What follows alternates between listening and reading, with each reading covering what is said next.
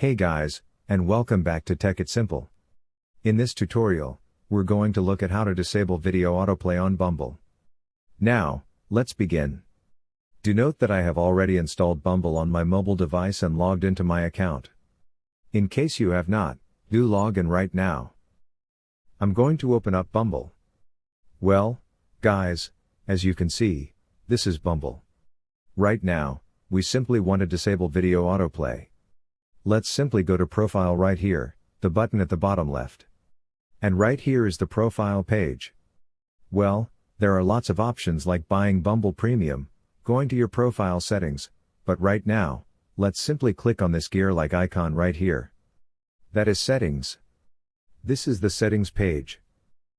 Do note that there are lots of options, but right now, we're simply going to focus on video autoplay.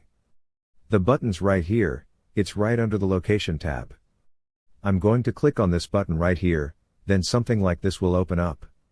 It's going to give you a few options, whether you want autoplay to happen on Wi-Fi and cellular data, on Wi-Fi only, or never autoplay videos. I'm going to click on the third option. And guys, that's it.